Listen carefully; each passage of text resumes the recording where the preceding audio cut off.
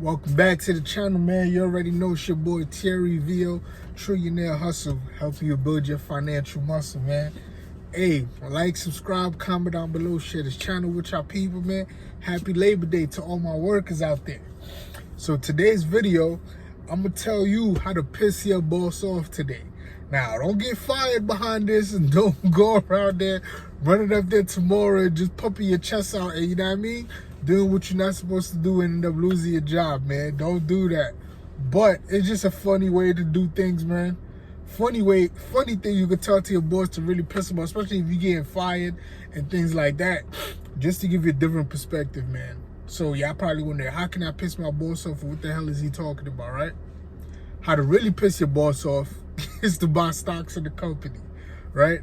You buy stocks in the company, and some of y'all work at great companies that actually have great stocks, but y'all just don't watch the market, or y'all just don't understand the game, so y'all don't buy stocks, right? But just to name a few, right, we got Amazon. I know a lot of people work at Amazon. Those are great stocks to buy. You buy stocks at Amazon. I know them Amazon stocks is pricey, but you don't got to buy the whole piece. You could just, you don't got to buy the whole share. You could just buy a piece at a time. Till you build your position. Lowe's, Home Depot. How many Uber drivers out there? How many Uber drivers do not own a piece of Uber? Like, dude, like, y'all are messing up, man. Like, you work for Uber, you driving cars, you taking that risk every day getting on that road. I used to drive for Uber, let's be honest. I drove for Uber for about 2 years, right? Uber and Lyft. I was driving for Uber and Lyft at the same time. For those of y'all who be driving, y'all know the game. You got both apps jumping, whichever one you get a ride on first, you click on it, you sign off the other one, right? But I drove Uber and Lyft for 2 years, right?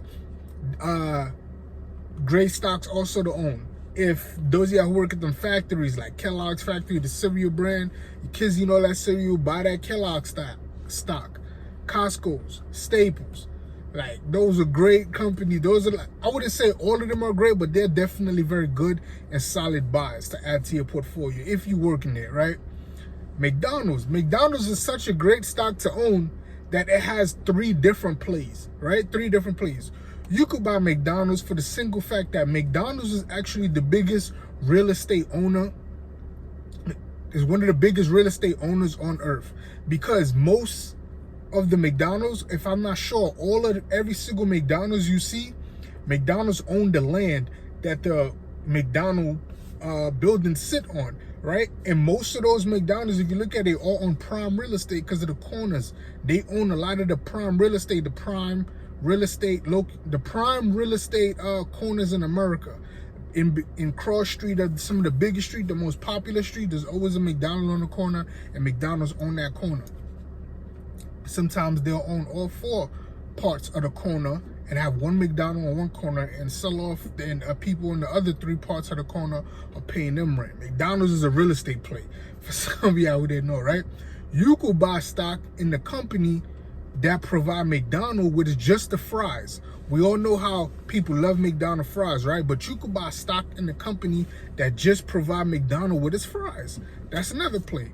3, you could buy stock in McDonald's brand for the simple fact of the McDonald's brand, right? Because there's not a corner in this earth you could probably go to that people don't know what a McDonald's is. 2 of those brands are like that, McDonald's and Coca-Cola. There's not really a place you could go on earth where people don't know what McDonald's and Coca-Cola is, right? Coca-Cola is obviously way much bigger than McDonald's, brand-wise. But there's not really a place you could go that nobody knows what McDonald's and Coca-Cola is, right? So, guys, come on, man. Some of these companies y'all working at, y'all going hard, slaving 9 to 5. Y'all gotta deal with y'all boss. Y'all don't like the way he talking to y'all. Y'all don't like the way he be treating y'all. He be trying to fire y'all for any reason. Man, buy the stock. Now, when you buy the stock, you own him, right? That's the truth. You own him. Now, everything he does to make the company more money makes you more money because you own the stock, right? Just like he getting mad and fire you for all the little things. If you own the stock and the revenues are not showing up every quarter, right? The revenue not showing up every quarter, the stock price is sliding down. That's when managers get fired, man. That's how managers get fired. So that's just the truth of what's going on, man. And, like, for real, man, listen, your company cannot Your company cannot afford you wherever you're paying at. This is facts, right? So don't get mad. Sometimes, you know, you ask your boss for a raise or whatever. He tell you he can't give you a raise, but we always think they be fronting. But a lot of times, guys, for real, and I'm not even on the company side. I had to go do the research and find this out myself. A lot of times they can't afford to give you a raise because for the company to remain profitable, I believe, they can only pay you 30% of what you're actually worth, because to where everything else accounted into it, right? So that means if you're making $60,000 a year, you're really worth about $180,000 a year, right? But they can only pay you $60,000 in order to keep this thing flowing and to keep doing what they're doing, right? In order to keep it's like an acorn just fell off my car. But anyway, right? If you're making $100,000 a year, that means you're really worth about $300,000, right? So, but your company can only pay you that $100,000, right? And check this out, right? Let's be honest, like be real. If you've been at this company for about 2-3 years, and let's say you're making $60,000 a year, right? You're making $60,000 a year, and you want a raise and all of this stuff. It'd be cheaper for them to say, okay, you want to raise one, they can't pay you more, because that's the way their cap is. They really can't pay you more, and just keep the company flowing. And it's not like you're really producing anything to bring more revenue so they can afford to pay you more, right? So instead of paying you more at 60, let's say you want to get paid 65 or 70, I'm going to fire you as the company, and I'll replace somebody at 45. Yeah, bringing somebody new at 45 who's just happy to have a job, who doesn't know as much as you, and I'll tell him like, hey, I'm training you and stuff like that, and when you get training and you become up to date with all the stuff we need you to do, we'll give you $5,000 raise. So they honestly save more money by firing you and hiring somebody else, man. So knowing that about companies, right, you got to stop seeing it from your point of view. You got to see it from their point of view. It'll cost them less to fire you and hire somebody else, honestly, for the most part, depending on what kind of work you're doing and things like that. So because it'll cost them less to hire somebody else to train them and get them to do what you were doing, because what you were doing, you know what I mean, I hate to say, sometimes it's really not that special, right? So with that being said, by them being able to train somebody else to do your job and do all that good stuff, man, listen, just buy the stock. Now when you buy the stock and when they fire you, you can tell your boss, yo, make sure the revenues look right this quarter. Because if I don't like how it's looking, I'm going to have to, listen, don't make me crazy. You can talk crazy to your boss. I know it sounds crazy, but if you really think about it, if you own McDonald's stocks, like, you feel me? You can talk crazy to people that are kind of like, yo, make sure the fries is fresh when you handing them out. Tell a manager, make sure he get them orders right. You feel me? If you working at Amazon, you know, they be running y'all up and down in them warehouses, you feel me?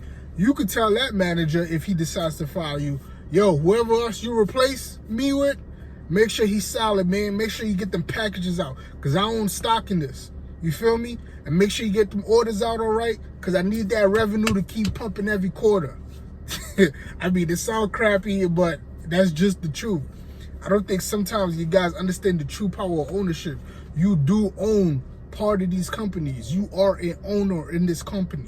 Some of these companies that own stocks, and they do send you what you would call it quarterly reports. Quarterly reports of not only the financial statement, but what are they doing to grow the company? What are they doing? What else do they have coming out? You know what I mean? To help the revenue and all that good stuff, because they do truly see you as an owner in the business. So just a little light fun for you guys today, man. Happy Labor Day. Happy Labor Day to all of the hard workers. Happy Labor Day to people who won't take off work for no reason, who really be in there putting in that work, man, and who support their family, who work hard. So happy Labor Day to y'all, man. Hope y'all enjoy yourself. Take it easy. I love y'all. I just want to see us all win. Everybody, man, get you an investment account. Start buying stock in companies you work at. Peace. Catch me on the next one.